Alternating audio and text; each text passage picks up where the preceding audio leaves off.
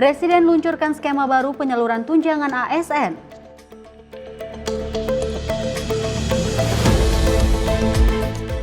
Mendak sidak pabrik minyak kita nakal di Karawang.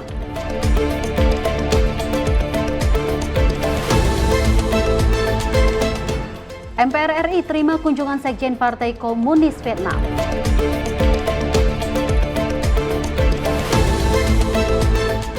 Ibu dan anak ditemukan tewas di bak air.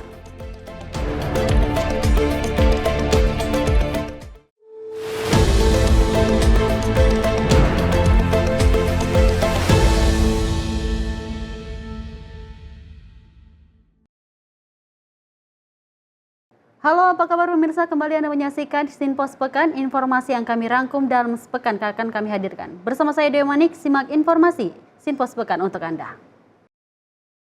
Dan pemirsa, kita awali informasi. Presiden Prabowo Subianto resmi mengumumkan tunjangan hari raya untuk aparatur sipil negara serta TNI dan Polri akan dicairkan pada Senin 17 Maret 2025. Dan juga selain itu, Presiden Prabowo juga mengumumkan bahwa gaji ke-13 aparatur sipil negara hingga TNI Polri akan dibayarkan pada bulan Juni 2025.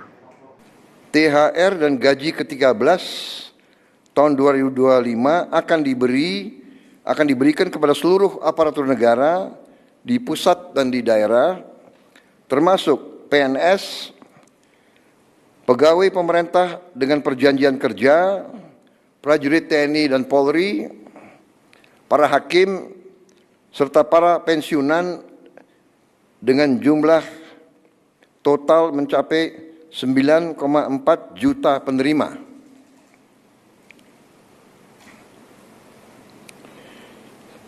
Untuk THR dan gaji ke-13,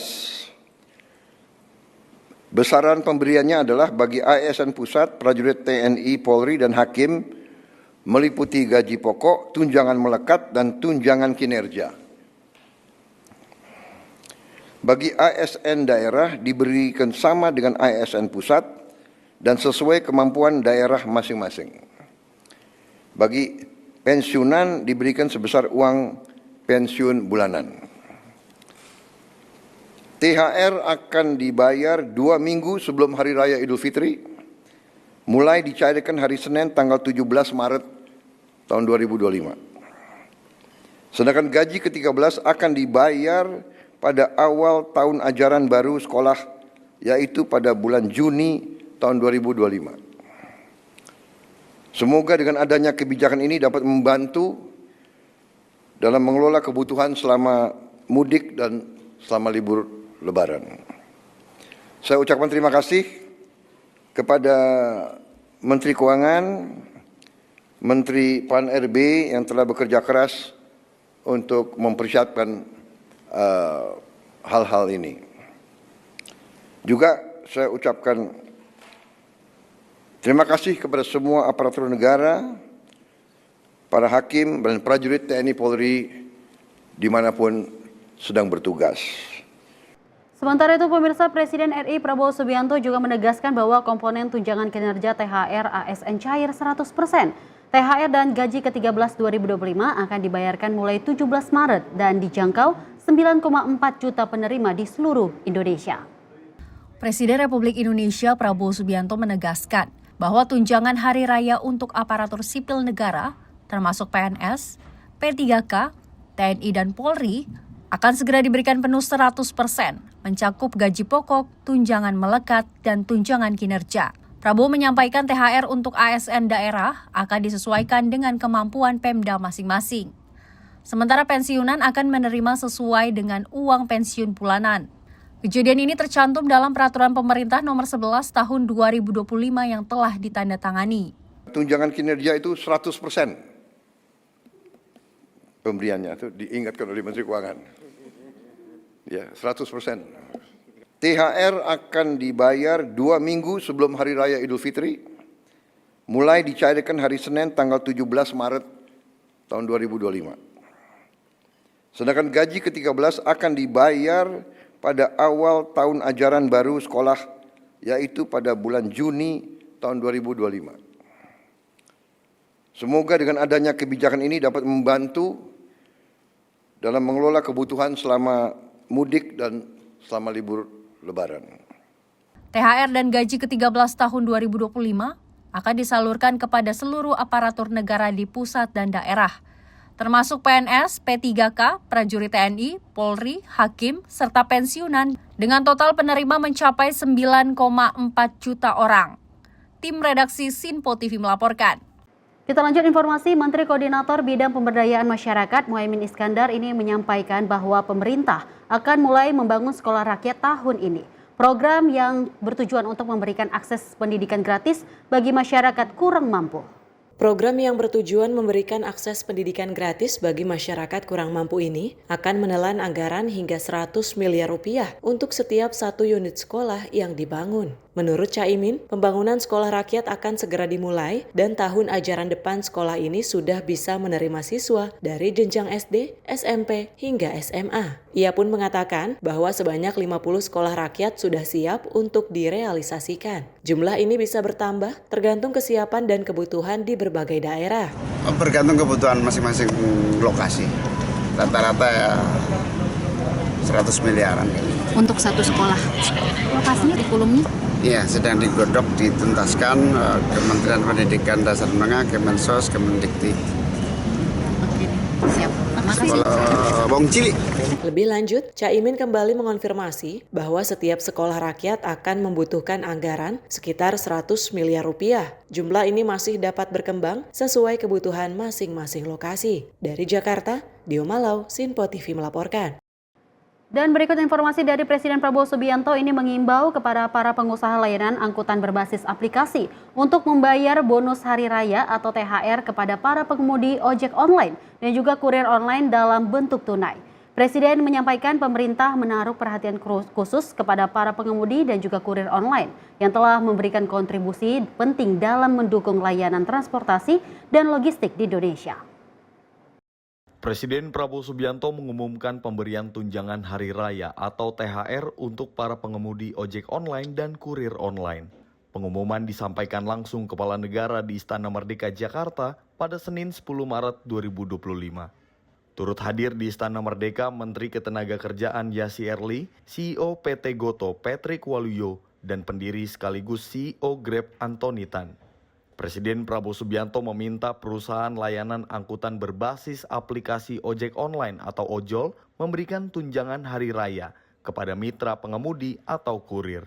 Presiden mengatakan saat ini terdapat sekitar 250.000 pekerja pengemudi dan kurir online yang aktif. Sedangkan terdapat 1 hingga 1,5 juta berstatus part-time. Presiden Prabowo meminta pemberian THR ini paling lambat 7 hari sebelum Hari Raya Idul Fitri. Pada tahun ini pemerintah menaruh perhatian khusus kepada para pengemudi dan kurir online yang telah memberi kontribusi yang penting dalam mendukung layanan transportasi dan logistik di Indonesia.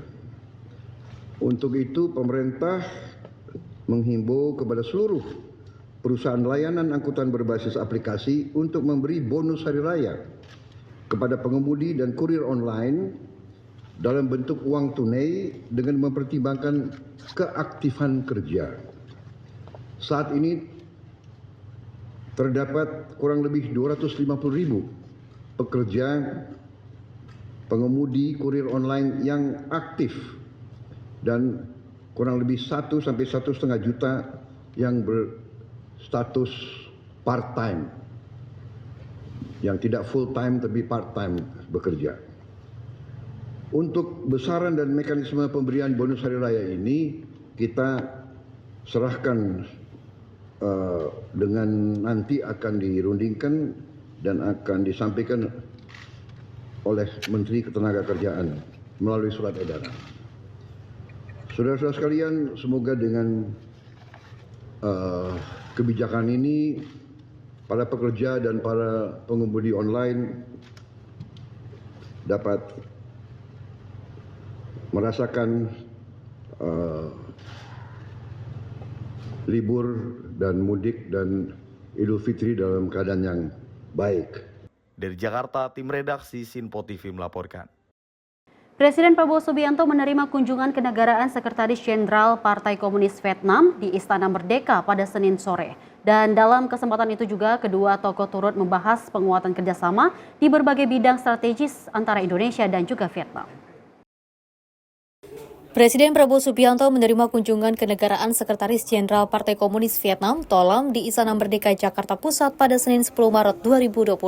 Kedatangan Tolam disambut dengan serangkaian upacara kenegaraan. Didampingi istrinya, Ngo Pung Lee, Tolam tiba di Istana Merdeka pukul 16:45 waktu Indonesia Barat. Penyambutan Tolam dimulai dari gerbang Istana Merdeka. Mobil yang ditumpangi Tolam disambut pasukan jajaran kehormatan. Sejumlah siswa SD madrasah juga ikut dalam penyambutan ini. Mobil yang ditumpangi Tolam disambut pasukan jajaran kehormatan. Sejumlah siswa SD dan madrasah juga ikut dalam penyambutan ini. Mereka mengibarkan bendera merah putih dan bendera Vietnam saat mobil Tolam tiba di istana. Presiden Prabowo Subianto menyambut Tolam di pintu samping Istana Merdeka. Keduanya lalu berdiri di podium yang berada di tengah Istana Merdeka untuk mendengar lagu kebangsaan kedua negara. Sebanyak 21 tembakan meriam mengiringi lantunan lagu kebangsaan tersebut. Usai upacara kenegaraan, Prabowo dan Tolam saling memperkenalkan delegasi masing-masing. Mereka masuk ke ruang kredensial untuk mengisi buku tamu dan berjabat tangan. Rangkaian acara dilanjutkan dengan pertemuan antara Prabowo Subianto dan Tolam, lalu diteruskan dengan pertemuan bersama delegasi Indonesia dan Vietnam. Kedua pemimpin membahas sejumlah kerjasama strategis. Tim redaksi Simpo TV melaporkan.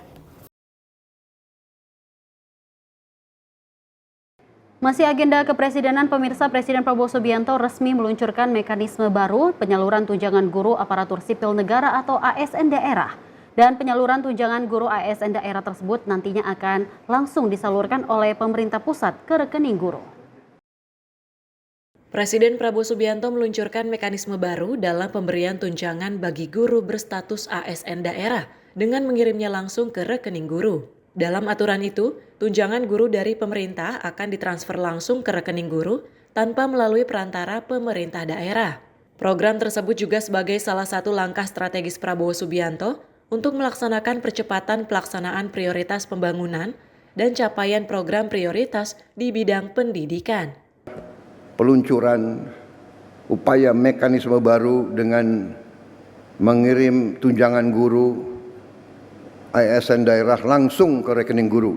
Inilah upaya untuk mengurangi tidak efisiensi.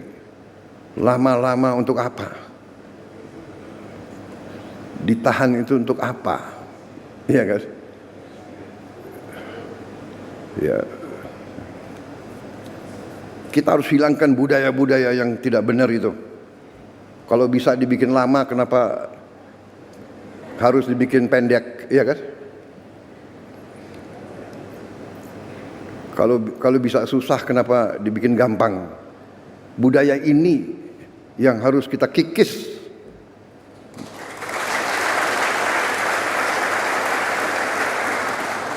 Sementara itu, Mendikdasmen Abdul Muti mengatakan mekanisme baru penyaluran tunjangan tersebut berlaku bagi guru ASN dan non-ASN. Adapun sebanyak 392.802 guru non-ASN akan menerima tunjangan dengan melalui transfer langsung. Dari Jakarta, tim Simpo TV melaporkan. Pemirsa, Pandawara Group, sekelompok anak muda konten kreator ini berbasis isu lingkungan mendatangi Istana Kepresidenan Jakarta. Kelompok pemuda peduli lingkungan ini mengaku dipanggil Presiden Prabowo Subianto untuk membahas isu lingkungan dan juga masalah sampah di Indonesia.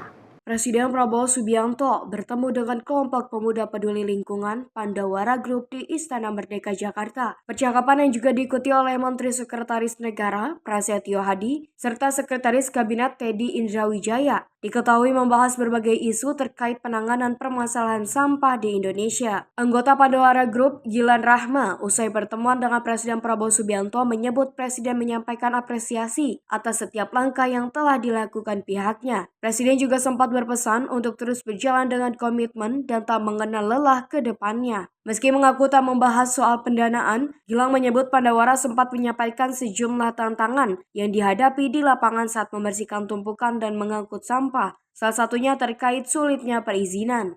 Sudah ada beberapa poin yang kita sampaikan, kesulitan-kesulitan ataupun masalah-masalah yang selama ini kita alami di lapangan, kita coba sampaikan kepada beliau dan alhamdulillah hasilnya positif. Dan mungkin nanti ada beberapa hal yang bisa jadi lebih membantu kita pada saat di lapangan. Mungkin kita tidak bisa sebutkan. Ya mungkin itu salah satu diantaranya, itu yang paling basic, masalah perizinan. Karena setiap sampah yang kita angkut dari sungai itu kuantitinya banyak. Jadi kita harus kirim dengan surat izin, seperti itu. Pandawara Group berharap pertemuan dengan Presiden dapat meningkatkan kesadaran berbagai pihak, baik dari swasta, individu maupun pemerintah, agar dapat bersinergi untuk menyelesaikan masalah pengelolaan sampah. Mengingat masalah lingkungan di Indonesia terbilang kompleks dan perlu diatasi secara masif dan intensif. Dari Jakarta, Dio Malau, Sinpo TV melaporkan. Pemirsa, jangan kemana-mana, usai jeda kami akan hadir dengan sejumlah informasi menarik lainnya. Tetaplah bersama kami.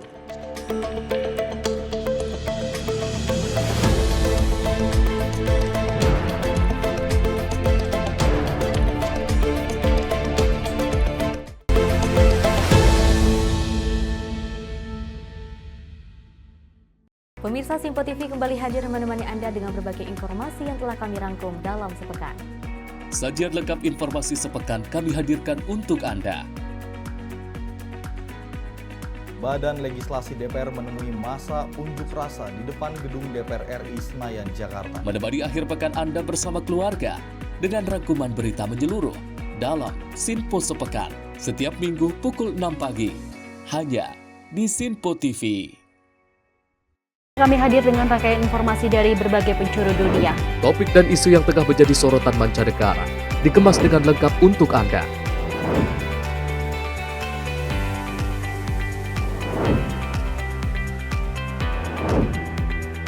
Peristiwa penting yang terjadi dari berbagai belahan dunia kini hadir dalam Sinpo Dunia setiap Senin hingga Jumat pukul 7:30 malam hanya di Sinpo TV.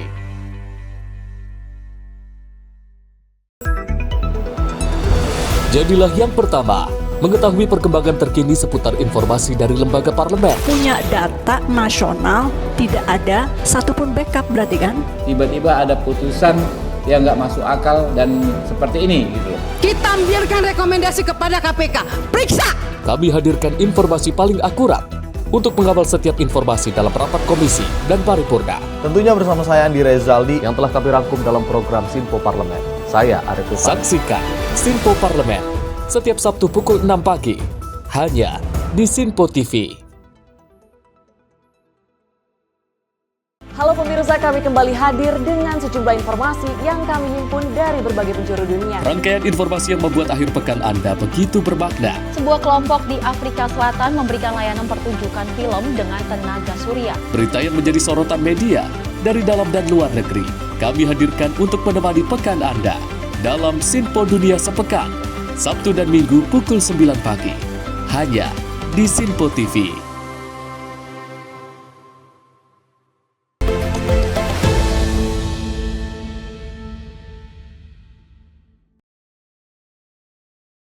Terima kasih pemirsa, Anda kembali menyaksikan Sinpo Sepekan. Informasi kita lanjut.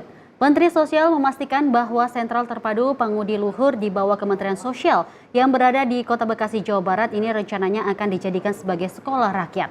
Dan juga hal tersebut diungkapkan Mensos usai meninjau lingkungan dan juga sejumlah ruangan saat mendampingi Sekretaris Kabinet Teddy Indrawijaya. Dan yang juga merupakan utusan Presiden serta sejumlah instansi lainnya.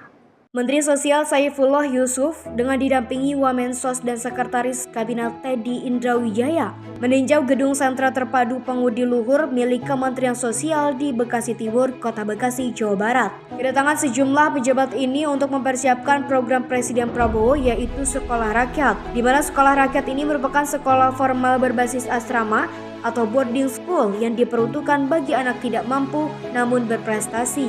Pemilihan gedung milik Kemensos ini lantaran secara infrastruktur telah memadai, mulai dari fasilitas kelas, ruang penginapan, fasilitas ibadah dan sejumlah fasilitas lainnya.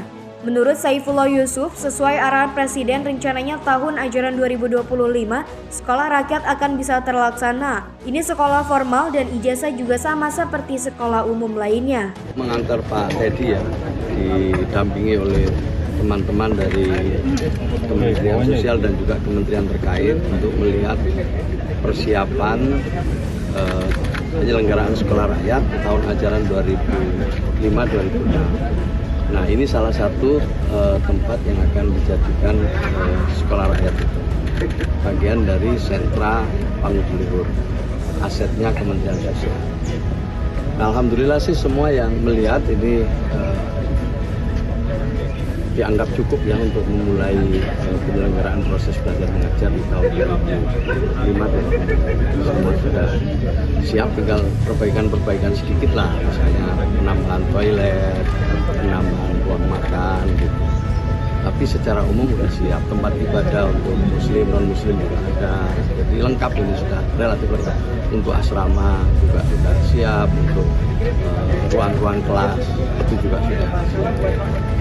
Jadi secara umum siap. Tadi Pak Teddy juga menyatakan alhamdulillah ini cukup bagus untuk memulai penyelenggaraan sekolah. Dananya ada berapa sekolah yang akan dibuka? Untuk ini lagi kita coba persiapkan terus. Per hari ini sudah ada 40 yang siap di berbagai daerah ya. Mungkin di Bekasi ini nanti ada 2 ya. Di DKI Jakarta ada 3 misalnya, di Jawa Tengah ada 3, 5 dengan Jogja nanti. Jadi ada beberapa gitu, kira-kira 40-an yang sudah siap. Minggu depan mungkin ada penambahan lagi. Kita lihat sampai paling tidak akhir bulan inilah berapa nanti yang sudah benar-benar siap. Mensos menambahkan sekolah ini nantinya hanya menerima para anak yang memang benar-benar tidak mampu dan sudah terdaftar dalam data Kementerian Sosial. Sekolah rakyat rencananya akan serentak berjalan di beberapa wilayah, diantaranya Bekasi, Jakarta, Cirebon, dan Jawa Tengah. Sekolah rakyat ini nantinya setiap daerah bisa berbeda-beda tingkatannya. Seperti Bekasi ini yang akan dimulai dari jenjang SMA atau SMK. Diketahui usai meninjau lingkungan dan sejumlah ruang dan kelas, Mensos bersama wakilnya juga menghadirkan sejumlah instansi terkait yang terlibat. Dalam hal ini terdapat Kementerian PU, Kementerian Pendidikan, dan instansi lainnya. Dari Bekasi, Muhammad Ridwan, Sinpo TV melaporkan.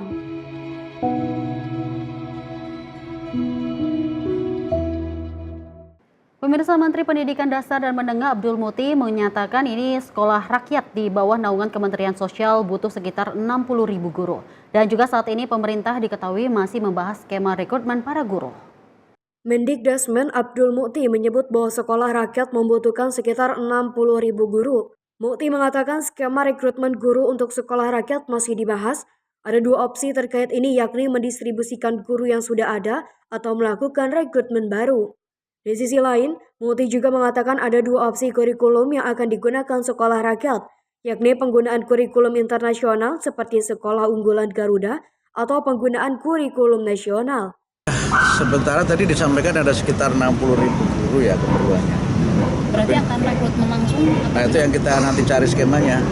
Apa nanti mendistribusikan guru yang sudah ada atau rekrutmen baru, nanti masih proses yang panjang. Prof, ini kan untuk kurikulum semua tadi sudah ready ya. Nah ini kalau untuk infrastruktur kabarnya kan pakai asrama ini. Lalu itu lebih tepat ke Pak Mensos saja ya yang itu ya. Oke. Tapi ada kriteria buat gurunya nggak Pak? Ya sama dengan guru-guru. Kalau dia standar IB berarti guru-guru IB. Kalau standar kurikulum kita ya sama dengan kurikulum kita. Gitu. Dari Jakarta, Dio Malau, Sinpo TV melaporkan. Pemirsa, Menteri Pertahanan Republik Indonesia Syafri Samsudin menerima kunjungan Menteri Pertahanan Vietnam General Phan Giang di kantor Kementerian Pertahanan Jakarta Pusat pada Senin siang.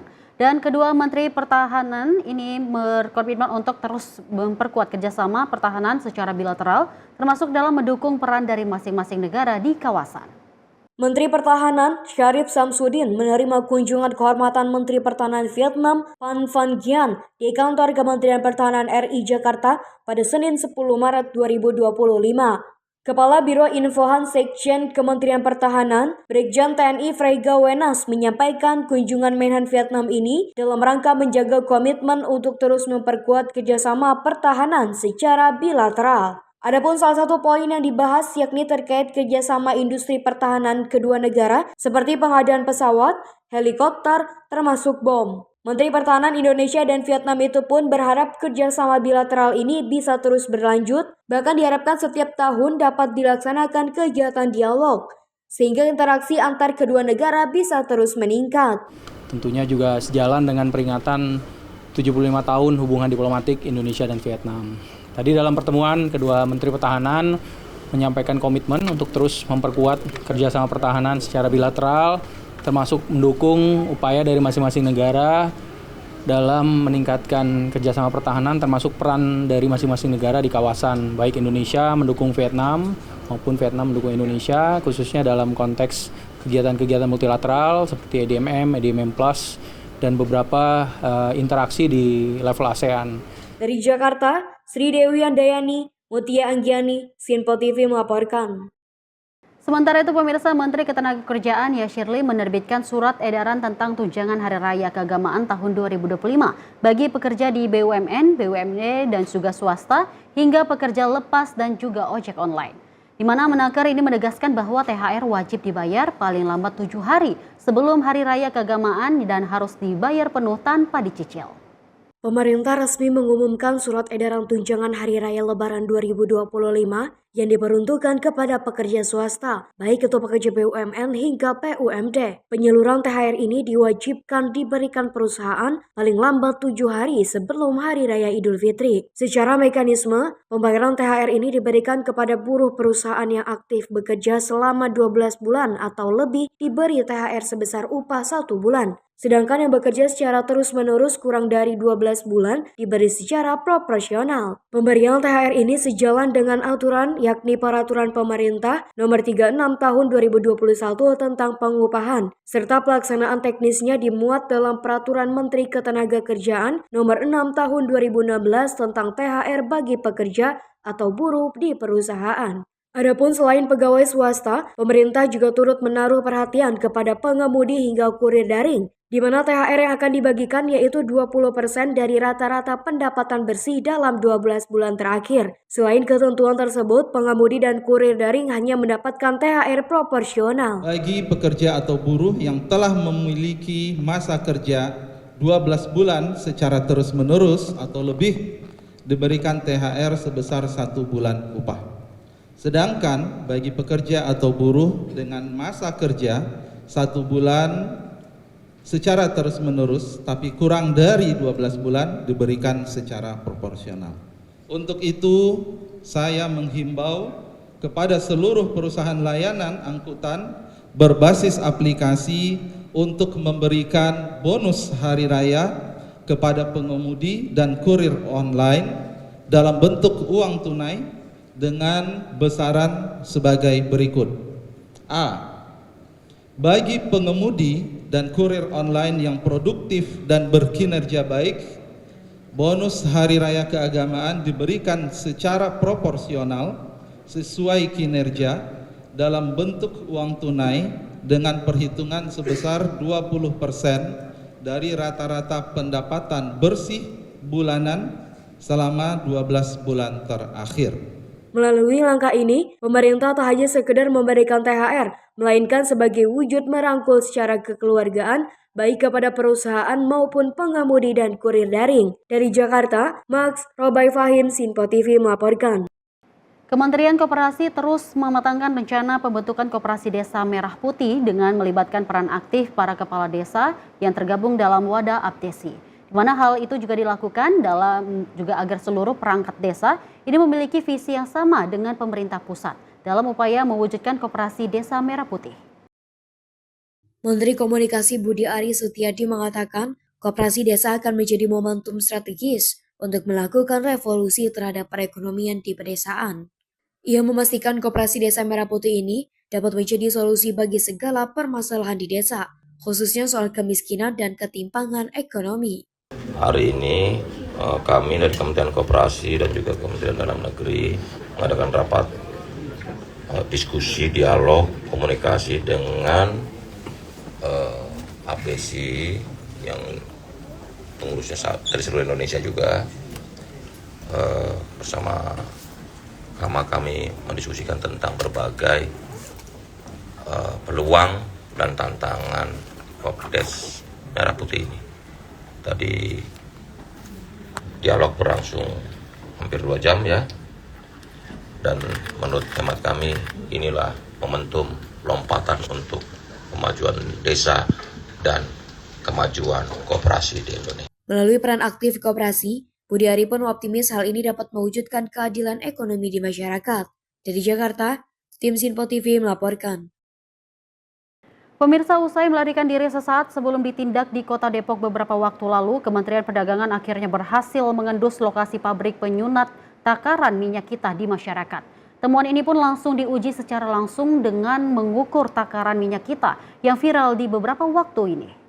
Pemerintah dalam hal ini Kementerian Perdagangan berhasil mengendus lokasi pabrik produksi minyak kita nakal yang berlokasi di kawasan Karawang Sentra Bishub, Jawa Barat. Pengendusan ini dilaksanakan tim pengawas kementerian lembaga terkait sesuai mendapati pabrik sebelumnya yang berada di Kota Depok ditutup. Menteri Perdagangan Budi Santoso menyebut minyak kita bukanlah minyak bersubsidi sebagaimana narasi yang beredar di jagat maya. Minyak kita yang diproduksi oleh PT Arta Eka Global Asia ini hanyalah pihak yang mengemas, bukan memproduksi minyak goreng. Dalam pengungkapan ini, Budi Santoso membenarkan ukuran minyak kita disunat yang seharusnya 1 liter menjadi 800 ml dengan kemasan bukan 1 liter. Selain temuan pengurangan volume minyak kita, PT AEA ini bermain akal dengan mengemas minyak non-domestic market obligation atau minyak komersil.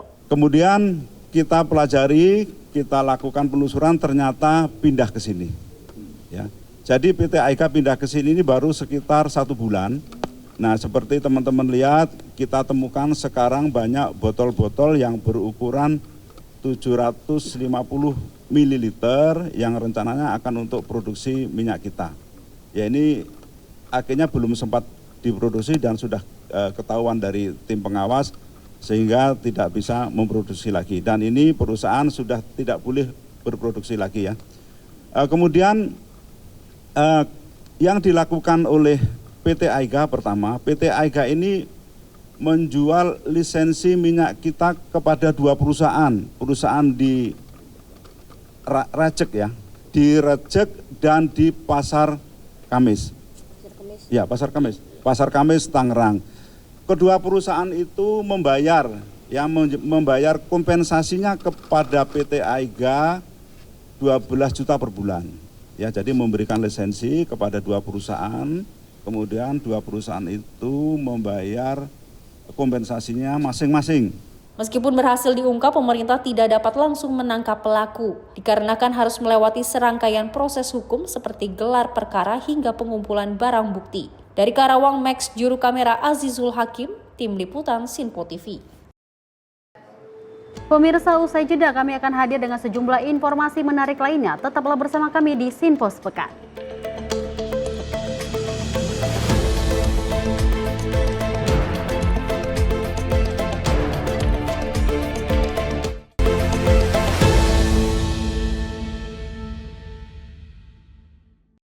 Halo, selamat pagi pemirsa Sinpo TV, selamat pagi Andi. Selamat pagi, Fen. Beragam informasi terbaru hadir menemani Anda sebelum memulai hari. Itu memang dari Menteri Perhubungan juga mendukung, Betul. dari Menteri Keuangan juga mendukung, dan kita sebagai masyarakat pun juga harus mendukung. Mengangkat isu yang tengah menjadi pembicaraan paling hangat, semarakan pagi Anda bersama Menyapa Pagi. Setiap Senin hingga Jumat pukul 6 pagi, hanya di Sinpo TV. Halo pemirsa, kami kembali hadir dengan sejumlah informasi yang kami himpun dari berbagai penjuru dunia. Rangkaian informasi yang membuat akhir pekan Anda begitu bermakna. Sebuah kelompok di Afrika Selatan memberikan layanan pertunjukan film dengan tenaga surya. Berita yang menjadi sorotan media dari dalam dan luar negeri, kami hadirkan untuk menemani pekan Anda dalam Sinpo Dunia Sepekan, Sabtu dan Minggu pukul 9 pagi, hanya di Sinpo TV. Halo, selamat malam pemirsa. Senang sekali rasanya kami mengisi ruang informasi Anda. Akhiri aktivitas Anda dengan rangkuman perkembangan peristiwa yang terjadi sepanjang hari. Sebelumnya kita saksikan ada sekitar 3.000 tamu undangan, sementara di Ibu Kota Nusantara ini ada sekitar 2.000 tamu undangan. Rangkaian informasi nasional dan mancanegara dirangkum sebagai penutup hari dalam Menyapa Malam. Setiap Senin hingga Jumat pukul 8 malam, hanya di Sinpo TV. Kami hadir dengan rangkaian informasi dari berbagai penjuru dunia. Topik dan isu yang tengah menjadi sorotan mancanegara dikemas dengan lengkap untuk Anda.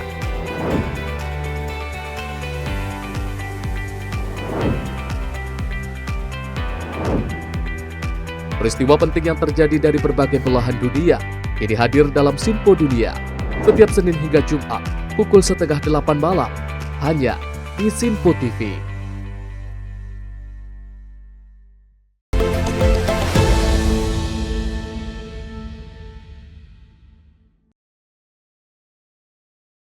Terima kasih pemirsa, Anda kembali menyaksikan Sinpo Sepekan dan informasi kita lanjutkan. Panglima TNI Jenderal Agus Subianto menegaskan prajurit TNI aktif yang menduduki jabatan sipil di luar ketentuan Undang-Undang Nomor 34 Tahun 2004 tentang TNI harus melakukan pensiun dini atau mengundurkan diri. Hal ini merupakan respon Panglima TNI terkait pemberitaan yang adanya prajurit TNI yang berdinas di kementerian dan juga lembaga negara. Panglima TNI Jenderal Agus Subianto menegaskan, sesuai Undang-Undang 34 Pasal 47 Ayat 2 tentang TNI, prajurit TNI hanya dapat menduduki jabatan sipil di 10 kementerian atau lembaga yang telah ditetapkan. Adapun prajurit aktif yang dapat menduduki jabatan, yakni membidangi koordinator bidang politik dan keamanan negara, pertahanan negara, sekretaris militer presiden, intelijen negara, sandi negara, lembaga ketahanan nasional, Dewan Pertahanan Nasional, Search and Rescue atau SAR Nasional, Narkotik Nasional, hingga Mahkamah Agung. Panglima menyampaikan bahwa jika ada prajurit aktif yang ditempatkan di luar ketentuan tersebut, maka harus segera mengajukan pensiun dini atau mengundurkan diri. Hal itu jelas telah tertuang dalam Undang-Undang 34 tentang TNI pada pasal 47 ayat 1. Jadi prajurit TNI aktif yang menjabat di kementerian atau lembaga lain akan pensiun dini atau mengundurkan diri dari dinas aktif, ya, sesuai dengan pasal 47. Terima kasih. Dari Jakarta, Jihan Nabila, Azizul Hakim, Sinpo TV melaporkan. Sementara itu, pemirsa, Ketua MPR RI Ahmad Mujani menyambut hangat kunjungan Sekjen Partai Komunis Vietnam di Gedung Nusantara 5 Kompleks Parlemen Senayan, Jakarta. Dan dalam kesempatan tersebut juga keduanya turut membahas mengenai rencana Indonesia dan Vietnam dalam 20 tahun ke depan, yakni menjadi negara maju di usia emas. Ketua MPR RI Ahmad Mujani mengatakan Vietnam memiliki rencana yang sama layaknya Indonesia saat memasuki usia emas pada 2045 mendatang, yakni dapat menjadi negara maju dengan penghasilan tinggi. Menurut Mujani, semakin banyak negara di kawasan Asia Tenggara yang bercita-cita menjadi negara maju pada 2045 nanti, maka semakin baik untuk pertumbuhan ekonomi dan terwujudnya penghasilan yang tinggi. Mujani pun berharap dengan adanya kunjungan Sekjen Partai Komunis Vietnam ke Indonesia bisa menjadi simbol kerjasama yang baik antar kedua negara di segala aspek dan bidang. Tadi dalam pembicaraan dengan kami disampaikan bahwa nanti bulan Agustus tahun 2025 Republik Indonesia akan berusia 80 tahun. Demikian juga di tahun ini Republik Vietnam akan berusia 80 tahun. 20 tahun lagi dua negara ini akan berusia 100 tahun atau usia emas. Di usia emas tersebut kami mendapatkan literatur dan banyak sekali bacaan-bacaan di berbagai media yang menyebutkan, kata beliau, Indonesia bertekad akan menjadi negara maju dengan penghasilan tinggi, dan tentu saja Vietnam berharap apa yang menjadi harapan rakyat dan bangsa Indonesia bisa tercapai di 2045, yakni Indonesia akan menjadi negara kuat, negara maju dengan penghasilan yang tinggi. Hal yang sama, kata beliau, juga menjadi canangan bagi Vietnam, di mana Vietnam dalam usianya yang ke-100 tahun, yakni 2045, bertekad akan menjadi negara maju, negara kuat dengan penghasilan tinggi. Karena itu, atas hal tersebut, Majelis Permusyawaratan Rakyat berharap kedua bangsa, kedua negara ini bisa mencapai cita-citanya di 2045. Adalah sangat baik, sangat bagus kalau di kawasan Asia Tenggara ini ada banyak negara di 2045 nanti menjadi negara maju, negara kuat dengan penghasilan yang tinggi. Dari Jakarta, Sri Dewi Andayani, Dava Rizkiano, Sinpo TV melaporkan. Wakil Ketua DPR RI Koordinator Kesejahteraan Rakyat Cucun Ahmad Samsyurijal meninjau lokasi banjir di Kecamatan Dayukolot, Kabupaten Bandung. Dalam kunjungan tersebut, ia juga didampingi oleh perwakilan Kementerian Sosial, Badan Nasional Penanggulangan Bencana, dan Bupati Bandung Dadang Supriyatna. Menurut Cucun, diperlukan langkah-langkah strategis sebagai solusi konkret dan berkelanjutan untuk meminimalisasi bencana banjir yang kerap terjadi di wilayah Dayakolot, Balenda, Bojong Soang, dan daerah lainnya. Ia menyatakan diperlukan perencanaan yang matang dan tindakan cepat untuk mengatasi masalah ini. Penyelesaian banjir menurutnya tidak bisa hanya reaktif saat banjir datang, tetapi harus ada upaya pencegahan yang berkelanjutan. Dirinya mencontohkan bagaimana banjir dari Sungai Ciliwung yang kini berkurang setelah mulai difungsikannya Danau Ciawi. Hal itu dinilai efektif dalam mengurangi resiko banjir di daerah aliran Ciliwung.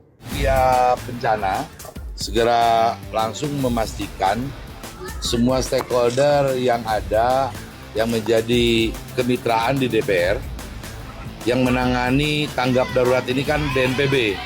Makanya diperlukan satu langkah-langkah strategis dalam penanganan bencana itu kan bukan, apalagi yang bencana sudah rutinan seperti banjir yang terjadi di kayak Dayakolot ini, Balenda, kemudian Ciliwung, itu penanganan yang harus segera ada way out-nya.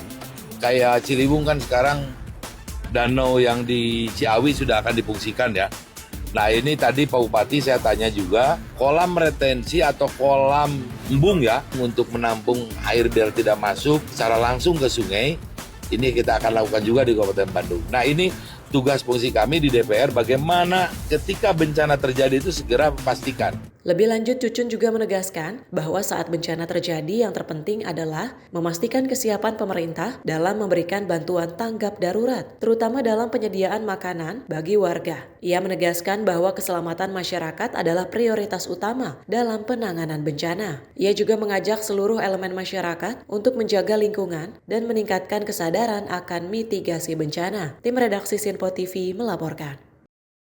Kita lanjut informasi berikut ini pemirsa. Anggota Komisi 6 DPR RI Herman Khairon ini meminta pemerintah menindak tegas dan juga mencabut kerjasama penyalur minyak kita yang tega melakukan praktik kecurangan.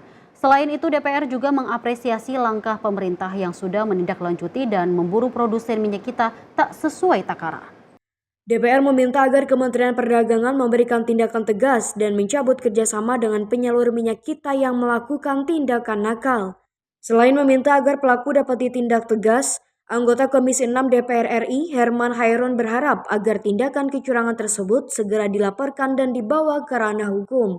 Herman pun menghimbau kepada seluruh masyarakat agar berhati-hati dalam membeli minyak kita dan meminta kepada pemerintah untuk segera mengungkap identitas penyalur atau pengecer minyak kita yang asli.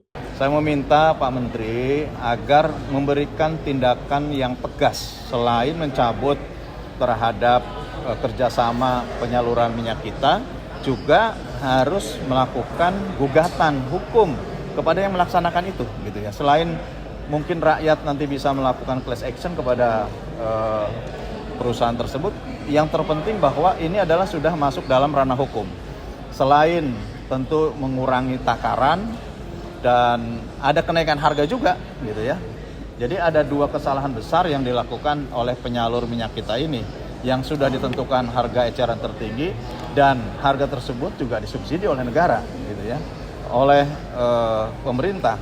Oleh karenanya ya harus dijalankan semestinya sesuai dengan HET dan sesuai dengan takaran yang memang ini harus sesuai dengan yang telah ditetapkan oleh pemerintah. Oleh karena itu juga menghimbau kepada seluruh rakyat, para pengguna minyak kita, agar juga berhati-hati. Dan kami meminta juga Kementerian Perdagangan untuk segera memberikan ciri-ciri mana yang ini menjadi distributor ataupun penyalur, pengecer minyak kita yang asli. Bahkan sekarang katanya harus memasang spanduk, ya, sehingga betul-betul yang diterima masyarakat sesuai yang telah dialokasikan oleh negara. Dari Jakarta, Sri Dewi Andayani, Dava Rizkiano, Sinpo TV melaporkan. Pemirsa, Ketua DPR RI Puan Maharani ini memastikan pihaknya menerima masukan dari masyarakat dalam hal pembahasan revisi Undang-Undang TNI. Dirinya pun berharap draft revisi Undang-Undang TNI yang nantinya diputuskan merupakan hasil yang terbaik bagi bangsa dan juga negara. Komisi 1 DPR RI menggelar rapat kerja dengan pemerintah dalam hal membahas revisi Undang-Undang TNI, salah satunya mengenai penempatan prajurit TNI di kementerian lembaga. Menanggapi itu, Ketua DPR RI Puan Maharani memastikan Komisi 1 akan mendengarkan masukan dari elemen masyarakat dalam pembahasan revisi Undang-Undang TNI. Ia pun meminta seluruh pihak menunggu hasil RDP antara Komisi 1 dengan Menteri Pertahanan untuk kemudian dikolaborasi menjadi masukan dalam pelaksanaan RUU TNI mendatang. Yang pertama terkait dengan RUU TNI, kembali lagi kita harus tunggu dulu RDP dengan Menhan nanti selesai.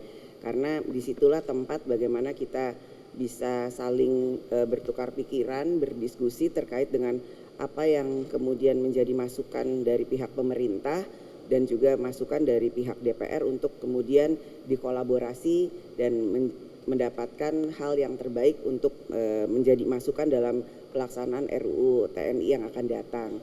Dari Jakarta, Sri Dewi Andayani, Ahmad Dava, Sinpo TV melaporkan.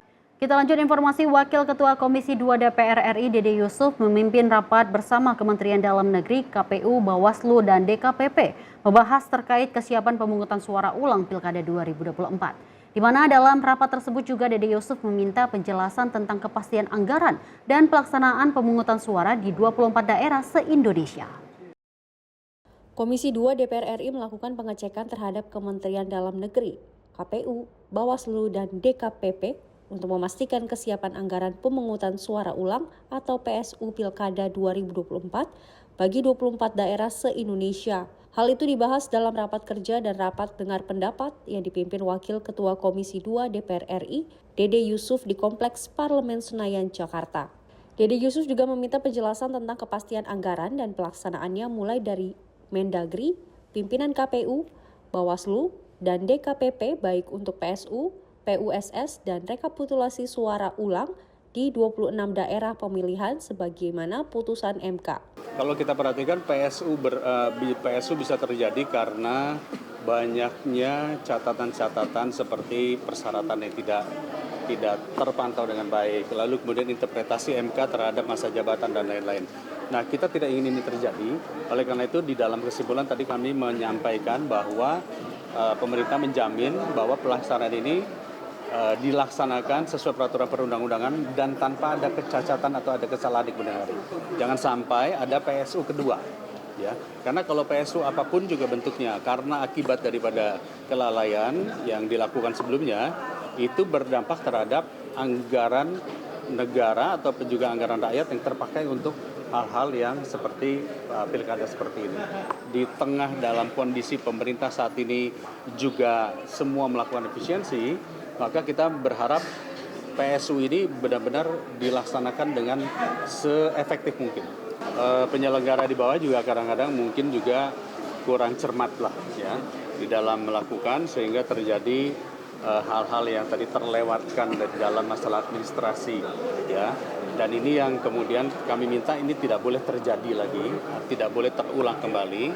Maka dari itu ada salah satu di dalam kesimpulan kami mengatakan PSU yang akan terjadi di tanggal 22 Maret yang merupakan amanat 30 hari ya, ini tanggal 22 Maret saya lupa ada berapa daerah ya, ada 4 daerah kalau salah, itu akan menjadi benchmarking bahwa ini dilaksanakan sesuai dengan amanat peraturan perundang-undangan dan keputusan MK.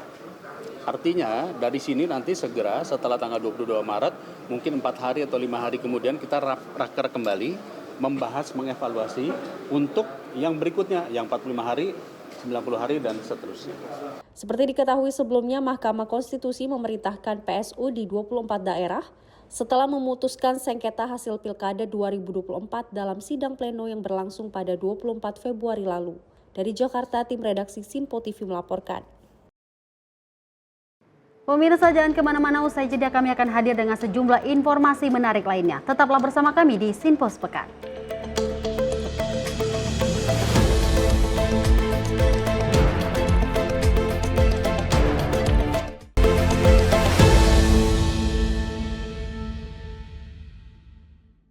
Pemirsa, Sinpo TV kembali hadir menemani Anda dengan berbagai informasi yang telah kami rangkum dalam sepekan. Sajian lengkap informasi sepekan kami hadirkan untuk Anda. Badan Legislasi DPR menemui masa unjuk rasa di depan gedung DPR RI Senayan, Jakarta. Menemani akhir pekan Anda bersama keluarga dengan rangkuman berita menyeluruh dalam Sinpo Sepekan setiap minggu pukul 6 pagi hanya di Sinpo TV. Kami hadir dengan rangkaian informasi dari berbagai penjuru dunia. Topik dan isu yang tengah menjadi sorotan mancanegara dikemas dengan lengkap untuk Anda.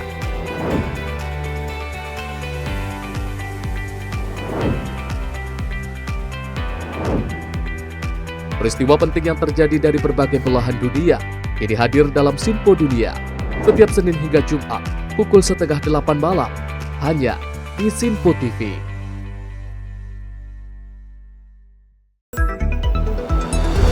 Jadilah yang pertama mengetahui perkembangan terkini seputar informasi dari lembaga parlemen. Punya data nasional, tidak ada satupun backup berarti kan? Tiba-tiba ada putusan yang nggak masuk akal dan seperti ini gitu. Kita biarkan rekomendasi kepada KPK, periksa! Kami hadirkan informasi paling akurat untuk mengawal setiap informasi dalam rapat komisi dan paripurna. Tentunya bersama saya Andi Rezaldi yang telah kami rangkum dalam program Sinpo Parlemen. Saya Arif Rifani. Saksikan Sinpo Parlemen setiap Sabtu pukul 6 pagi hanya di Sinpo TV. Halo pemirsa, kami kembali hadir dengan sejumlah informasi yang kami himpun dari berbagai penjuru dunia. Rangkaian informasi yang membuat akhir pekan Anda begitu bermakna. Sebuah kelompok di Afrika Selatan memberikan layanan pertunjukan film dengan tenaga surya. Berita yang menjadi sorotan media dari dalam dan luar negeri kami hadirkan untuk menemani pekan Anda dalam Sinpo Dunia Sepekan, Sabtu dan Minggu pukul 9 pagi, hanya di Sinpo TV.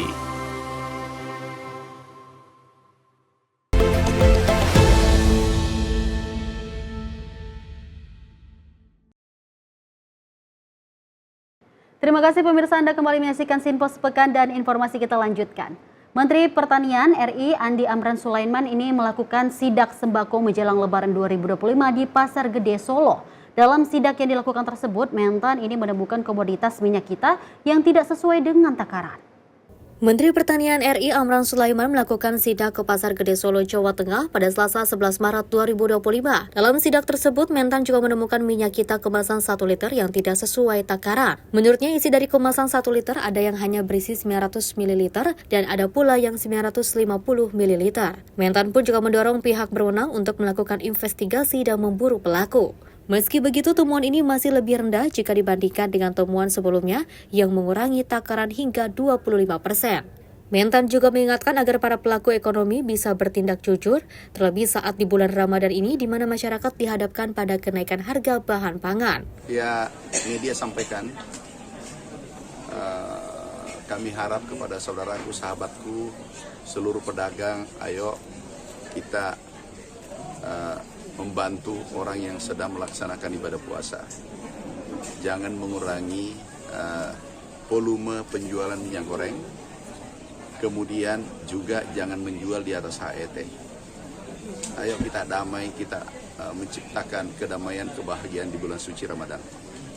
Ini bulan penuh berkah, kita cari amal sebanyak-banyaknya. Menjual sesuai harga eceran tertinggi dan volumenya sama, itu mendapatkan pahala. Nah, kalau kurang, itu mendapatkan dosa. Jadi kami himbau seluruh pengusaha jangan ada yang melakukan culas ya, kecurangan dalam menjual bahan. Usai temuan tersebut, Mentan berharap tidak akan ada lagi produsen yang mengurangi volume atau takaran minyak kita. Para pedagang juga diimbau agar menjual minyak kita sesuai dengan harga eceran tertinggi atau HET. Dari Solo, Jawa Tengah, Raditya Hermansyah, Sinpo TV melaporkan. Kita lanjut informasi peristiwa berikut ini pemirsa. Kebakaran hebat melanda sebuah laundry di Jalan Camat Pondok Aren pada Rabu pagi. Asap tebal terlihat membuat panik warga sekitar. Hingga saat ini penyebab kebakaran masih dalam proses penyelidikan. Petugas pemadam kebakaran telah dikerahkan untuk mencegah api meluas ke bangunan lainnya. Kebakaran terjadi di sebuah laundry di Jalan Camat Pondok Aren pada Rabu pagi 12 Maret 2025. Lokasi laundry yang berada tepat di belakang sekolah penabur membuat kejadian ini menarik perhatian banyak warga dan pengguna jalan. Asap hitam pekat membumbung tinggi terlihat dari kejauhan menyebabkan kepanikan di sekitar area kejadian. Hingga saat ini penyebab kebakaran masih dalam penyelidikan pihak berwenang. Petugas pemadam kebakaran dengan sigap tiba di lokasi dan langsung berusaha memadamkan api. Beberapa unit mobil pemadam dikerahkan untuk mencegah api menyebar ke bangunan di sekitarnya. Proses pemadaman terus berlangsung untuk memastikan kebakaran bisa dikendalikan secepat mungkin. Belum ada laporan mengenai korban jiwa atau luka-luka dalam kejadian ini, namun kerugian materi diperkirakan cukup besar akibat kerusakan yang ditimbulkan oleh api. Masyarakat diimbau untuk tetap waspada, terutama di musim kemarau guna mencegah kejadian serupa di lingkungan sekitar. Dari Jakarta, Alwendi, tim Zinpo TV melaporkan. Pemirsa, 3 gerbong kereta yang terparkir di Stasiun Tugu, Yogyakarta pada Rabu pagi terbakar. Api berhasil dipadamkan setelah lebih dari 1 jam upaya pemadaman. Kejadian itu juga menyita perhatian masyarakat dan viral di dunia maya. Tertabraknya gerbong kereta cadang atau stapling di Stasiun Tugu Yogyakarta ini salah satunya diunggah oleh akun @jogja.net. Dalam video tersebut terlihat asap hitam membumbung tinggi di kawasan Stasiun Tugu Yogyakarta pada Rabu pagi. Video berdurasi 1 menit itu juga mengunggah kondisi kawasan Stasiun Tugu Yogyakarta yang memperlihatkan petugas pemadam kebakaran yang masuk mendekat ke kawasan sumber asap. Manajer Humas PT KAI Daob 6 Yogyakarta, Fandi Novida Saragi juga membenarkan kejadian tersebut. Kebakaran terjadi pada pukul 6:44 waktu Indonesia Barat pada 3 kereta cadangan yang sedang terparkir di jalur stapling di timur Stasiun Tugu Yogyakarta. Api yang membakar gerbong berhasil dipadamkan pada pukul 7:30 waktu Indonesia Barat setelah 4 mobil pemadam kebakaran datang ke lokasi. Fani menjelaskan tidak ada korban jiwa dalam kejadian ini. Insiden tersebut juga tidak mengganggu perjalanan kereta api. Memastikan bahwa pada pukul 6:44 tadi pagi, petugas kami menerima info bahwa terjadi kebakaran di kelas 9 Stasiun Tugu Yogyakarta, dan kemudian pada 6:44 pemadam kebakaran utama mulai datang dan proses pemadaman berjalan, penanganan berjalan, dan pada pukul 7:30 semua area berhasil dipadamkan dan tidak terkendala kepada perjalanan kereta api. Ada 3 kereta yang sedang stabling atau sedang parkir. Pemicunya apa, Bu? Untuk penyebab masih dalam penelusuran, ini masih dipelajari di internal dulu. Kita tunggu prosesnya. Sepertinya kereta penumpang, namun ini kereta stabling, jadi belum disiapkan untuk rangkaian apapun seperti itu. Di Yogyakarta, kontributor Zinpo TV melaporkan. Sementara itu, pemirsa, informasi yang viral saat ini, ibu dan anak ditemukan tewas di dalam bak penampungan air di dalam rumahnya di Jalan Angke Barat, Angke Tambora, Jakarta Barat. Kedua korban ditemukan sudah dalam kondisi membusuk dan ada luka di bagian kepala. Warga Jalan Angke Barat, Angke Tambora, Jakarta Barat digegerkan dengan penemuan 2 jenazah di dalam bak penampungan air. Peristiwa ini terjadi pada Jumat dini hari tanggal 7 Maret lalu, di mana korban bernama Chong Silan dan anaknya Eka Serlawati ditemukan tewas di dalam bak penampungan air. Menurut keterangan tetangga korban, saat ditemui di lokasi, korban terakhir terlihat sebelum bulan puasa. Korban tinggal bersama 1 anak lelaki dan 1 anak perempuannya yang ditemukan di dalam bak penampungan air. Anak lelaki korban yang bernama Roni awal bulan Maret sempat membuat laporan hilang keluarganya ke Polsek Tambora. Terus ketika abang tahu dirinya meninggal sama anaknya itu gimana, Bang? Kaget nggak? Kaget lah. Kayaknya emang beritanya itu emang nggak ada, itu katanya pulang. Oh. Tahu-taunya bangunnya kemarin. Polisi banyak itu. Polisi banyak sini, kaget. Tapi tinggal berapa orang sih dalam itu? Yang saya itu sih cuma 2, yang cowok yang anaknya yang satu itu jarang kelihatan yang itu. Yang cowok jarang kelihatan anaknya. Tahu yang anaknya cewek di sini. Anak yang cewek di sini. Berarti dua-duanya meninggal, Bang, di sini, Bang. Dua-duanya. Oh, berarti ini rumah sekarang kosong ya? Kosong. Nah, yang di atas juga kayaknya udah pada bubar semua. Yang di atas itu apa? Kontrakan. Oh, kontrakan. Berarti udah nggak ada yang kontrak lagi. Oke, siap. Petugas kepolisian dari unit Reskrim Polsek Tambora dan Satreskrim Jakarta Barat masih melakukan penyelidikan terhadap kedua jenazah yang ditemukan tewas di dalam bak penampungan air. Diduga kuat pelaku pembunuhan tak lain merupakan orang dekat korban. Dari Jakarta, kontributor Zinpo TV melaporkan. Pemirsa, fenomena hujan es dan angin kencang terjadi di sejumlah titik di wilayah kota Yogyakarta dan Sleman pada Selasa sore. BMKG menyatakan bahwa peristiwa tersebut bukan kejadian yang luar biasa, melainkan fenomena cuaca ekstrim saat musim pancaroba. Hujan es melanda beberapa daerah di daerah istimewa Yogyakarta pada Selasa sore, bersamaan dengan hujan lebat yang mengguyur kawasan tersebut. Fenomena hujan es ini terjadi di Kecamatan Melati, Depok, dan Gamping. Peristiwa tersebut berhasil menarik perhatian warga yang kemudian merekam dan membagikannya di media sosial. Kepala Stasiun Meteorologi Yogyakarta, Warjono, menjelaskan bahwa fenomena ini terjadi di beberapa bagian Kabupaten Sleman, Kota Yogyakarta, dan Bantul. Berdasarkan informasi, hujan es dipicu oleh keberadaan awan cumulonimbus yang mencapai ketinggian 15 km dengan puncak awan tercatat minus 7,2 derajat Celcius. Proses terbentuknya hujan es ini disebabkan oleh butiran es yang tidak mengalami gesekan saat berada di ketinggian tinggi, sehingga tidak mencair sebelum mencapai permukaan. Badan Meteorologi, Klimatologi, dan Geofisika BMKG menjelaskan bahwa peristiwa tersebut bukanlah kejadian yang luar biasa, melainkan fenomena cuaca ekstrim yang terjadi saat musim pancaroba. Tim redaksi Sinpo TV melaporkan. Pemirsa, guna menjaga kondusivitas di momentum kesucian bulan suci Ramadan, petugas Satuan Polisi Pamong Praja Pemerintah Kota Administrasi Jakarta Barat menggelar razia penyakit masyarakat di sejumlah lokasi di Jakarta Barat. Sebanyak 14 wanita yang diduga merupakan pekerja seks komersial terjaring dalam razia dalam pekan tersebut. Kepanikan mewarnai razia pekat yang digelar petugas Satpol PP Pemkot Jakarta Barat di kawasan Pekojan Tambora, Jakarta Barat dini hari tadi. Para perempuan yang diduga merupakan pekerja seks komersial yang sedang mangkal di perlintasan rel di lokasi ini kocar-kacir berhamburan dan panik ketakutan. Bahkan diantaranya tak sedikit yang lari tunggang langgang saat melihat kedatangan petugas yang saat itu sedang menggelar razia. Gang-gang sempit yang berada di antara pemukiman menjadi tujuan mereka guna melarikan diri dari kejaran petugas. Meski ada yang berhasil lolos, namun tak sedikit dari mereka yang gagal menyelamatkan diri dari sergapan petugas. Meski berusaha keras meronta-ronta dan menolak saat digiring petugas, namun para terduga PSK ini hanya bisa pasrah dan tak bisa lagi berbuat banyak saat diangkut petugas ke dalam mobil jaring Satpol PP Jakarta Barat. Razia pekat ini dilaksanakan petugas guna menjaga kondusivitas di momentum kesucian bulan suci Ramadan dari berbagai permasalahan sosial yang terjadi di tengah masyarakat.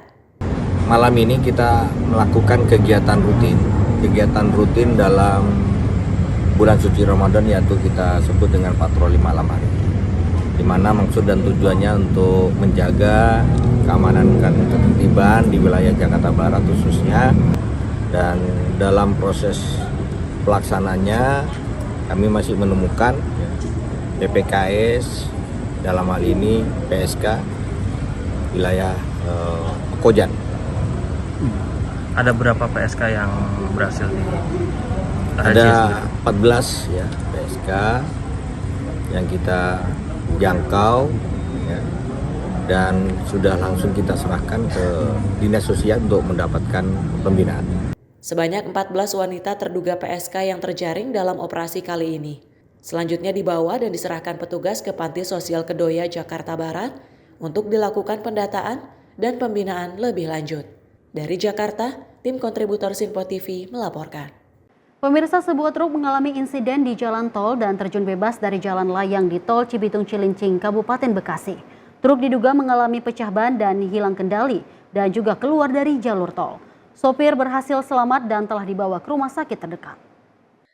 Insiden truk terjun bebas terjadi di tol Cibitung Cilincing, Kabupaten Bekasi.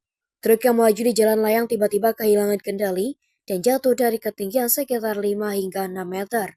Kejadian ini diduga dipicu oleh pecah ban yang menyebabkan kendaraan oleng dan keluar dari ruas tol. Beruntung sopir truk selamat dalam insiden ini dan langsung dilarikan ke rumah sakit untuk mendapatkan perawatan. Hingga saat ini belum ada laporan mengenai korban lain atau kerusakan pada infrastruktur tol akibat kejadian ini. Petugas kepolisian telah menangani lokasi kejadian dan melakukan evakuasi kendaraan. Pihak berwenang masih menyelidiki penyebab pasti insiden ini, serta memastikan kondisi jalan tetap aman bagi pengguna tol lainnya. Dari Jakarta, Rido, tim Sinpo TV melaporkan. Dan pemirsa, informasi tadi menutup perjumpaan kita dalam Sinpo sepekan kali ini. Saya Dewi Mani pamit, terima kasih atas kebersamaan Anda. Sampai jumpa.